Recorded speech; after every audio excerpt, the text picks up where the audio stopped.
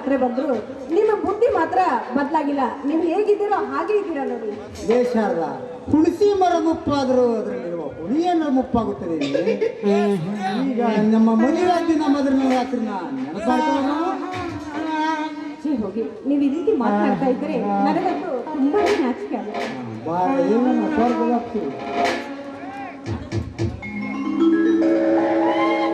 ಮಂಗಲವೇ ನಿವಾರೆ ನನ್ನ ಚೆಲುವೆ ಬಳಿ ಬಾರೆ ಬಳಿ ಬಂದ ಸಿಹಿ ಮುತ್ತು ಬೇಡು ಸಿಹಿ ಮುತ್ತಿನ ಕಾಣಿಕೆ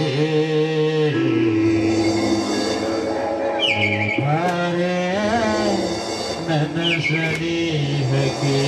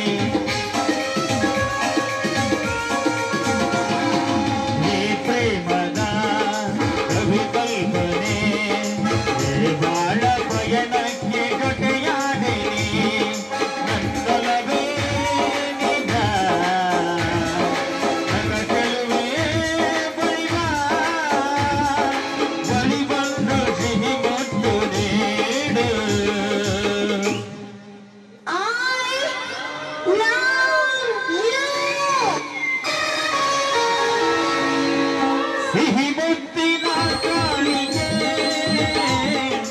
ನೀ ಬಾರೆ ನನ್ನ ಸನಿಹಕ್ಕೆ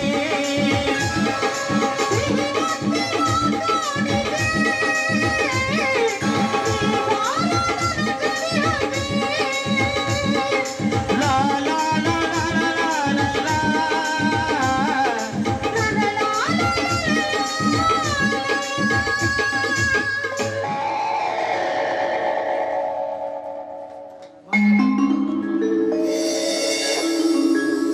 ಅಣ್ಣ, ಅತ್ತಿಗೆ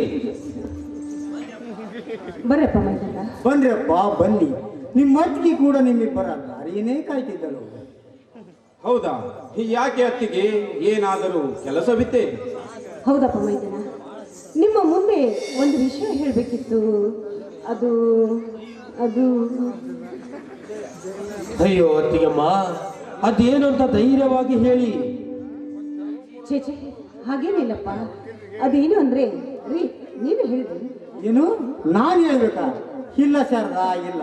ಅದೇನೇ ಇದ್ರು ನೀನೇ ಹೇಳು. ಅಯ್ಯೋ, ನೀನು ಹೇಳು ಅಂತ ಯಾಕೆ ಇಬ್ಬರು ಜಗಳ ಮಾಡ್ತಾ ಇದ್ದೀರಿ?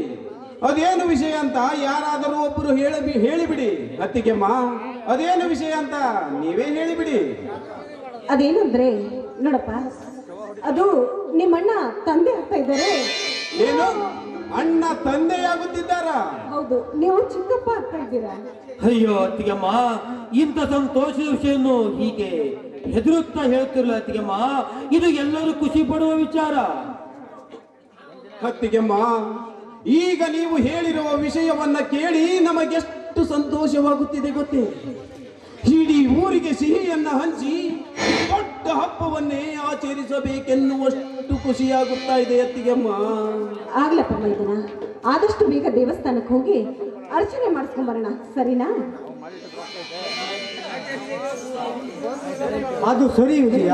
ನೀನು ಯಾವುದಕ್ಕೆ ಅರ್ಜಿಯ ಚಿತ್ರ ನುಗ್ಗಿರುವ ಕೆಲಸ ಮೊದಲು ಏನಾಯ್ತಂತ ಹೇಳು. ಓ, ಆ ವಿಷಯನ ನಮ್ಮ 5 ಜಿಲ್ಲೆಗೆ PSI ಹುದ್ದೆ ಕರೆದಿದ್ದರು. ಈಗ ನಾನು ವಿಷ್ಣುವಣ್ಣ ಹೋಗಿ ನನ್ನ ಹೆಸರಿನ ಮೇಲೆ ಅರ್ಜಿ ಹಾಕಿ ಈಗ ಬಂದಿದ್ದೇವಣ್ಣ.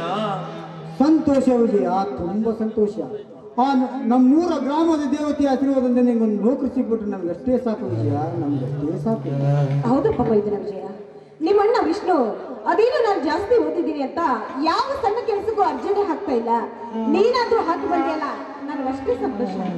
ಅತ್ತಿಗೆಮ್ಮ, ದೇವರಂತಿರುವ ನಿಮ್ಮಿಬ್ಬರ ಆಶೀರ್ವಾದ ನಮ್ಮ ಮೇಲೆ ಇದ್ದರೆ ಸಾಕು. ಅದು ಯಾವುದೇ ಸಾಧನೆ ಎಂಬ ಶಿಖರ ಇದ್ದರೂ ಕೂಡ ಅದರ ನೆತ್ತಿಯ ಮೇಲೆ ಹತ್ತಿ ವಿಜಯದ ಪಟಾಕಿಯನ್ನು ಹಾರಿಸಿದ್ದೇನೆ ಅತ್ತಿಗೆಮ್ಮ. ಖಂಡಿತವಾಗಲೂ ವಿಜಯದ ಪಟಾಕಿಯನ್ನು ಹಾರಿಸುತ್ತೇನೆ. ಶಹಬಾಸ್ ವಿಜಯ, ಶಹಬಾಸ್. ನಿನ್ನಲ್ಲಿರುವ ಈ ಛಲವನ್ನ ಕಂಡು ನನಗೆ ತುಂಬಾ ಸಂತೋಷವಾಗುತ್ತಿದೆ. ನೋಡು ವಿಜಯ, ಸರ್ಕಾರದ ಕೆಲಸ ದೇವರ ಕೆಲಸ ಎಂದು ತಿಳಿದು ನಿಯತ್ತಿನಿಂದ ನಿಭಾಯಿಸಬೇಕು. ಕಾನೂನು ಅಂತ ಬಂದಾಗ ಯಾವ ರಾಜಕಾರಣಿಯಾಗಿರಲಿ, ಯಾವ ಅಧಿಕಾರಿಯೇ ಆಗಿರಲಿ, ಅವರು ಮಾಡಿರುವ ಅನ್ಯಾಯಕ್ಕೆ ತಕ್ಕ ಶಿಕ್ಷೆಯನ್ನು ಕೊಡಲೇಬೇಕು ವಿಜಯ, ತಕ್ಕ ಶಿಕ್ಷೆಯನ್ನು ಕೊಡಲೇಬೇಕು. ಹೌದಣ್ಣ, ಈ ರೈತರ ಮಕ್ಕಳು ಬರೀ ನೇಗಿಲು ಹಿಡಿಯುವುದಷ್ಟೇ ಅಲ್ಲ ಅಣ್ಣ. ಕೆಲವು ಭ್ರಷ್ಟ ರಾಜಕಾರಣಿಗಳು ಅವರ ಹೆಸರಿನ ಸೇವೆಯಲ್ಲಿ ರೈತರಿಗೆ ಮಾಡುತ್ತಿರುವ ಅನ್ಯಾಯವನ್ನು ಮೆಟ್ಟಿ ನಿಂತು ರೈತರ ಮಕ್ಕಳು ಬರೀ ನೇಗಿಲು ಹಿಡಿಯುವುದಷ್ಟೇ ಅಲ್ಲ, ಗಾದಿ ಕಾಕಿಗಳನ್ನು ತೊಟ್ಟು ಕೈಯಲ್ಲಿ ಲಾಠಿ ಹಿಡಿದು ಬೂಟು ಗಾಳಿಯಿಂದ ಹೊಡೆಯುತ್ತೇವೆ ಎಂದು ಅದು ನಾನು ತೋರಿಸುತ್ತೇನೆ ಅಣ್ಣ. ಖಂಡಿತವಾಗಲೂ ನಾನು ತೋರಿಸುತ್ತೇನೆ. ಮತ್ತೆ ಶುರು ಮಾಡ್ಕೊಂಡ್ರ ನಿಮ್ಮ ಹಳೆ ರಾಗನ. ಲೇ ವಿಜಯ, ಈಗ ತಾನೇ ಮನೆಗೆ ಬಂದಿದ್ದೀರಾ, ಈಗ ಖುಷಿ ಪಡುವ ವಿಚಾರವನ್ನು ಬಿಟ್ಟು ಆದರೆ ನ್ಯಾಯ ಅನ್ಯಾಯದ ಬಗ್ಗೆ ಜಗಳ ಶುರು ಮಾಡ್ಕೊಂಡ್ರಲ್ಲ, ಏನ್ ಹೇಳ್ಬೇಕು ನಿಮ್ಮ ಈ ಬುದ್ಧಿಗೆ? ಅಲ್ಲ ಸ್ವಾಮಿ, ಯಾಕ್ರಿ ನೀವು ಅವರನ್ನು ಬೈತಾ ಇದ್ದೀರಾ? ಬನ್ನಿ ಎಲ್ಲರೂ ಸೇರಿ ಊಟ ಮಾಡಿ.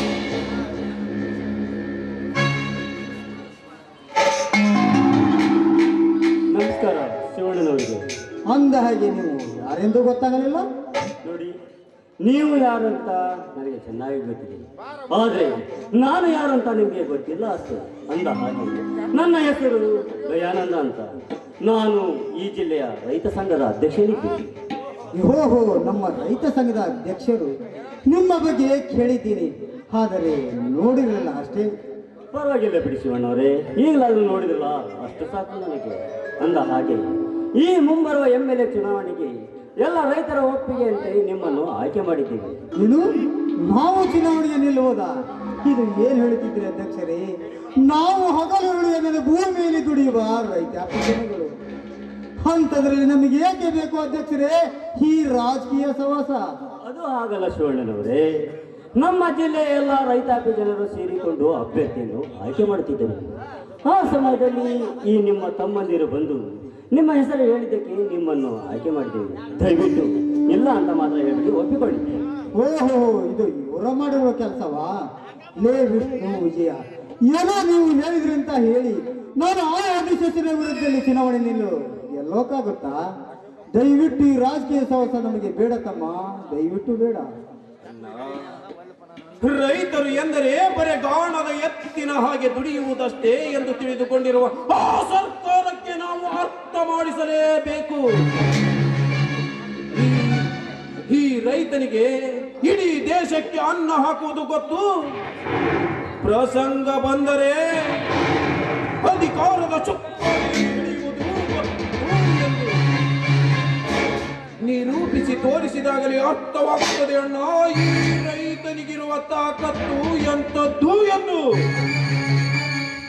ವಿಷ್ಣು, ನಮ್ಮಂತ ರೈತರು ಬೆಳೆದ ಬೆಲೆಗೆ ಬೆಲೆ ಕೊಡದ ಈ ಸರ್ಕಾರ ನಾವೇ ರಾಜಕೀಯಕ್ಕೆ ಬಂದರೆ ಬೆಲೆ ಸಿಗುತ್ತದೆ ಎಂದು ತಿಳಿದುಕೊಂಡಿವೇನಪ್ಪ ತಮ್ಮ. ನನ್ನ ಮಾತನ್ನು ಕೇಳು, ಈ ರಾಜಕೀಯ ಸವಾಸ ನಮಗೆ ದಯವಿಟ್ಟು ಬೇಡ. ಏನ್ರಿ ಈ ರೀತಿ ಮಾತನಾಡ್ತಾ ಇದ್ದೀರಾ? ವಿಷ್ಣು ಹೇಳೋ ಮಾತು ಸರಿಯಾಗಿ ಇದೆ.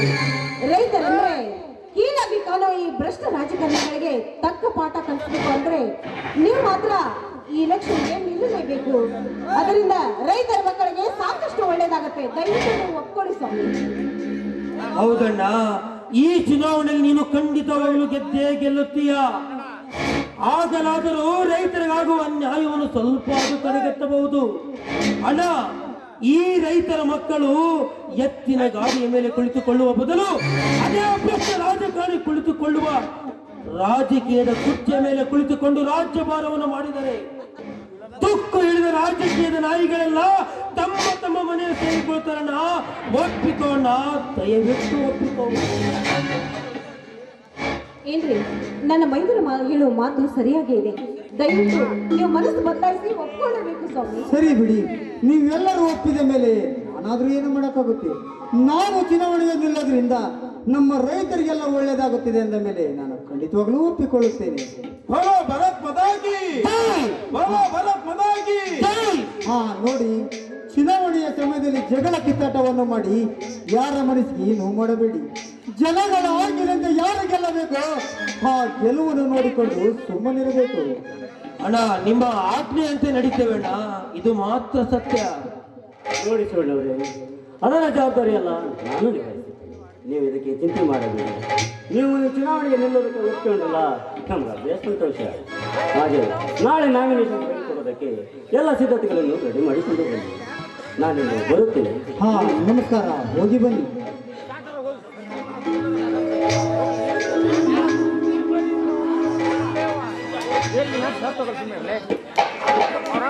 ಹಾ ನಡೀರಿ, ನಾವು ದೇವಸ್ಥಾನಕ್ಕೆ ಹೋಗಿ ಅರ್ಚನೆ ಮಾಡಿಸ್ಕೊಂಡು ಬರೋಣ.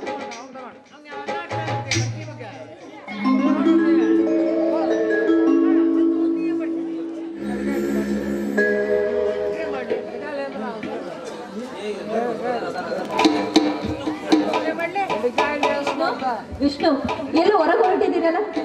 ಓಹೋ ಪ್ರಿಯಾ, ಬಾ ಪ್ರಿಯಾ. ವಿಷ್ಣು, ಯಾರಪ್ಪ ಇವರು? ಅಣ್ಣ, ಇವಳ ಹೆಸರು ಪ್ರಿಯಾ ಅಂತ, ನನ್ನ ಸ್ನೇಹಿತೆ. ಇವಳು ನಿನ್ನ ಸ್ನೇಹಿತನೋ ಅಥವಾ ಬೇರೆ ಏನೋ? ಅಯ್ಯೋ ಅತ್ತಿಗೆಮ್ಮ, ಬಿಡಿ ಅತ್ತಿಗೆಮ್ಮ, ಹೇಳ್ತೀನಿ ಅತ್ತಿಗೆಮ್ಮ. ಇವಳ ಹೆಸರು ಪ್ರಿಯಾ ಅಂತ. ಇದೇ ನಮ್ಮ ಗ್ರಾಮ ಪಂಚಾಯಿತಿಯಲ್ಲಿ PDO ಅಧಿಕಾರಿಯಾಗಿ ಕೆಲಸ ಮಾಡುತ್ತಿದ್ದಾಳೆ. ನಾವಿಬ್ಬರು ಒಬ್ಬರನ್ನೊಬ್ಬರು ಒಪ್ಪಿ ಮನಸಾರಿ ಇಷ್ಟಪಟ್ಟಿದ್ದೇವೆ. ನಿಮಗೆಲ್ಲರಿಗೂ ಈ ವಿಷಯವನ್ನು ತಿಳಿಸಿ ಮದುವೆ ಕೂಡ ಆಗಬೇಕು ಅಂತ ಅನ್ಕೊಂಡಿದ್ದೇವೆ. ಅದು ನೀವಿಬ್ಬರು ಒಪ್ಪಿದರೆ ಮಾತ್ರ. ಛೇ, ನೀವಿಬ್ಬರು ಮನಸಾರೆ ಇಷ್ಟಪಟ್ಟಿದ್ದೀರಿ ಅಂದ ಮೇಲೆ ನಾನು ಅದಕ್ಕೆ ಏಕಪ್ಪ ಬೇಡ ಅಂತ ಹೇಳಿ. ಒಟ್ಟಿನಲ್ಲಿ ನೀವಿಬ್ಬರು ನಗುನಗ್ತಾ ಜೀವನ ಮಾಡಿಕೊಂಡು ಹೋದರೆ ನಮಗೆ ಅಷ್ಟೇ ಸಾಕು. ಹೌದಪ್ಪ ಮೈದನ, ನೀವಿಬ್ಬರು ಮನಸ್ಸಾರೆ ಮೆಚ್ಚಿ ಪ್ರೀತಿ ಮಾಡಿದ್ದೀರಿ ಅಂದಮೇಲೆ ಖಂಡಿತವಾಗ್ಲೂ ನಾನು ನಿಮ್ಮ ಅಣ್ಣ ನಿಂತು ಮದುವೆ ಮಾಡ್ಬೇಕು.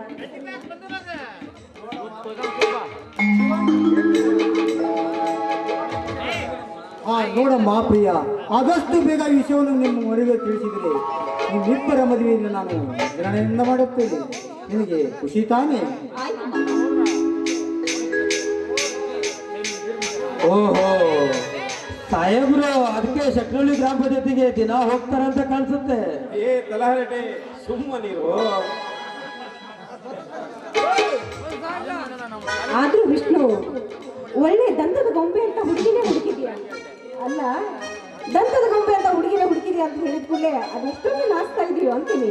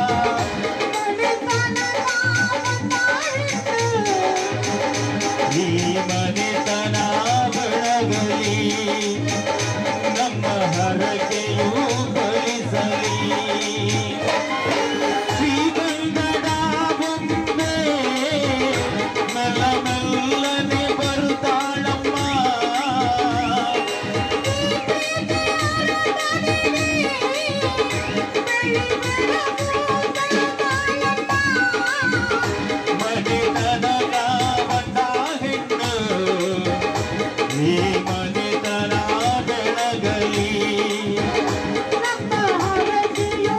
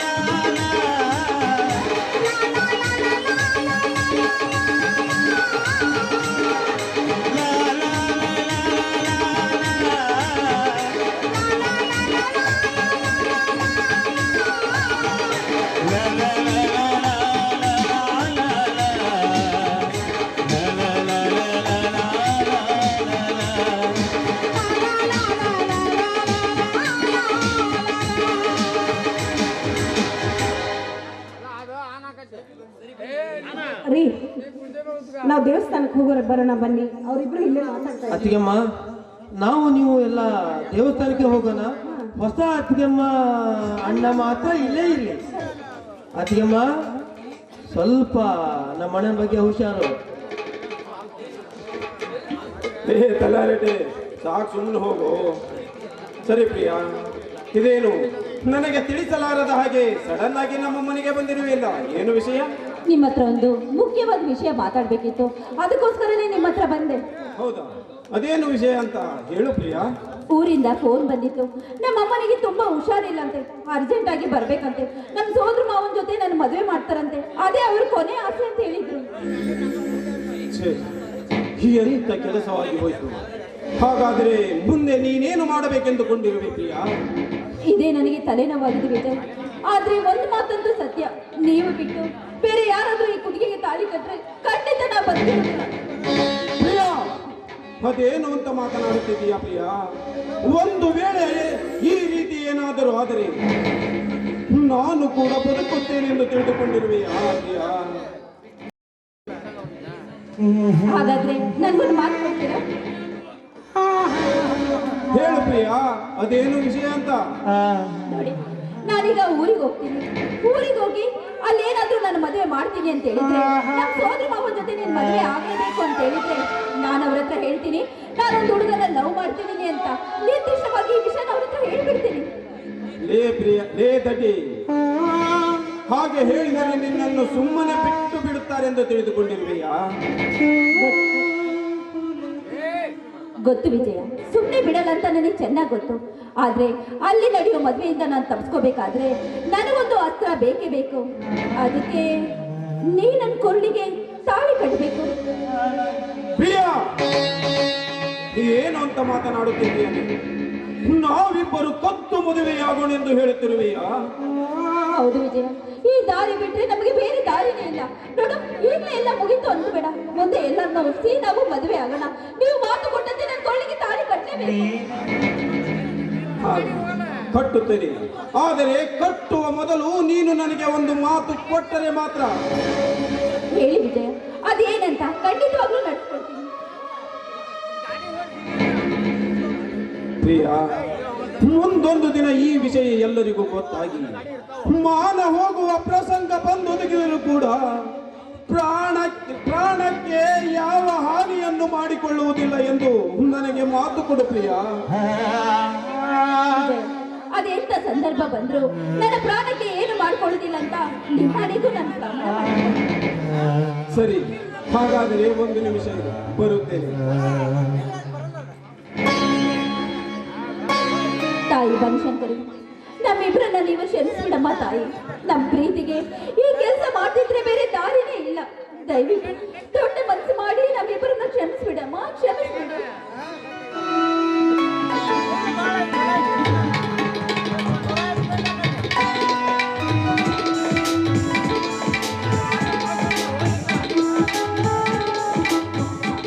ಪ್ರಿಯಾ, ಬಾ ಪ್ರಿಯಾ. ಇಂದು ಈ ಮನೆಯೇ ನಮಗೆ ಕಲ್ಯಾಣ ಮಂಟಪ. ಇಲ್ಲಿ ಕುಳಿತ ಪ್ರೇಕ್ಷಕರೇ ನಮ್ಮ ಬಂಧು ಬಳಗದವರು. ಇಲ್ಲಿ ಬಂದಿರುವ ಸಂಗೀತ ಮೇಳದವರೇ ನಮಗೆ ಗಟ್ಟಿ ಮೇಳ. ಇವರೆಲ್ಲರ ಮಧ್ಯೆ ನಿನ್ನ ಕೊರಳಿಗೆ ಈ ಅರಿಶಿಣ ದಾರವನ್ನು ಕಟ್ಟುತ್ತೇನೆ. ಬಾ ಪ್ರಿಯಾ.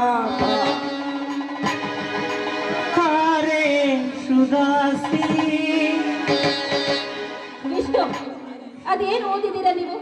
ಈ ತಾಳಿಗೆ ಅರ್ಶನ ಹಚ್ಕೊಂಡು ಬರ್ಬೇಕಂತ ಗೊತ್ತಾಗಲ್ವಾ? ಅದೇನು ಹುಡುಗರೇನೋ?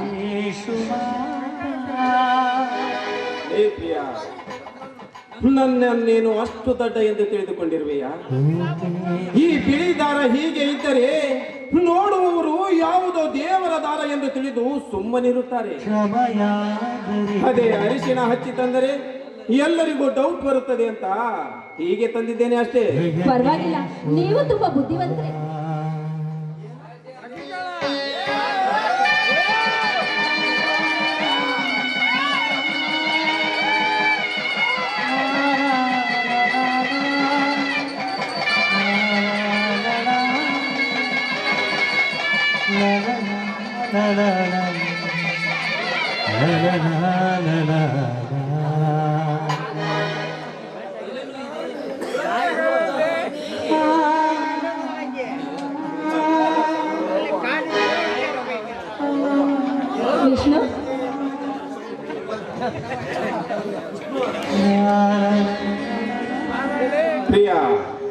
ದಾರಕ್ಕೆ ಅರಿಶಿಣ ಕಟ್ಟಿ ತರಲಿಲ್ಲ ಅಂತ ಹೇಳಿದಲ್ಲ, ನೀನು ಅಷ್ಟು ದೊಡ್ಡ ಅಂತ ತಿಳ್ಕೊಳ್ಬೇಡ.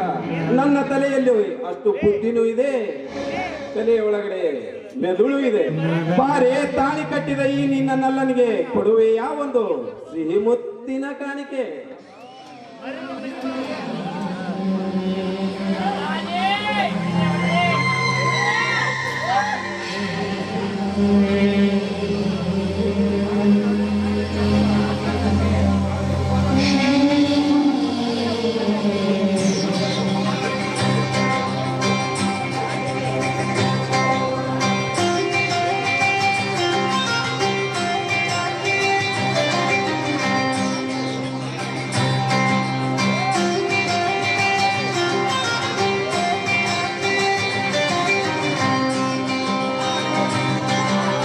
ಯಾವಿನಿ ಯಾರಮ್ಮ ನೀನು ಯಾವಿನಿ ಯಾವಿನಿ ಯಾರಮ್ಮ ನೀನು ಯಾವಿನಿ ನಿನ್ನ ಚಂದವು ಚಂದ ಯಾವಿನಿ ನಯನಾಚಿಕೆ ಚಂದ ಯಾವಿನಿ ಮುಸುಕಾಟವು ಚಂದ ಯಾವಿನಿ ಯಾವಿನಿ ಯಾವಿನಿ ನಿನ್ನ ಮುಗುಳವು ಚಂದ ಯಾವಿನಿ ನಿನ್ನ ಸ್ಪರ್ಶವು ಚಂದ ಯಾವಿನಿ ನಯನಾಚಿಕೆ ಚಂದ ಯಾವಿನಿ ಯಾವಿನಿ ಯಾವಿನಿ ಯಾವಿನಿ ಯಾರಮ್ಮ ನೀನು ಯಾವಿನಿ ಯಾವಿನಿ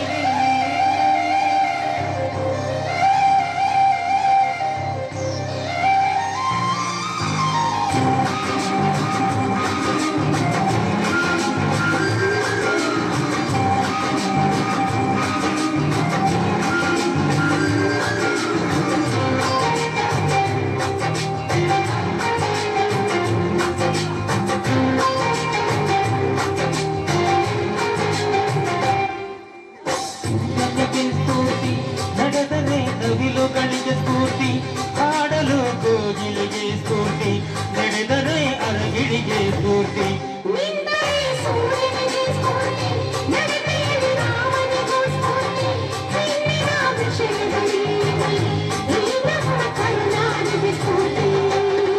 ಸೌಂದರ್ಯ ಅನ್ನೋದು ಹೆಣ್ಣಿಗೆ ಸ್ವಂತ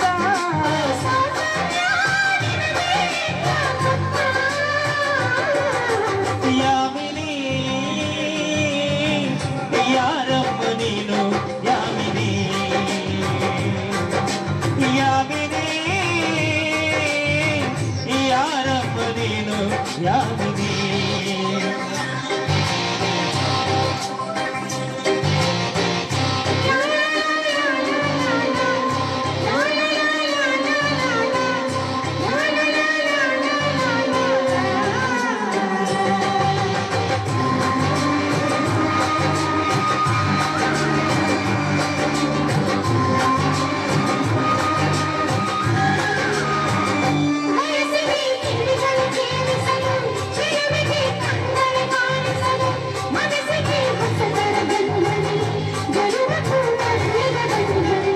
ಬಾಡಲಿ ಸಾವಿರ ತಿರುವು ಇದೆ ಎಲ್ಲಕ್ಕೂ ಪ್ರೀತಿಯ ಗುರುತು ಇದೆ ಪ್ರೀತಿಸೋ ಹೃದಯವು ಇಲ್ಲಿರಲು ಯೋಚಿಸೋ ಸಮಯವು ಇಲ್ಲಿದೆ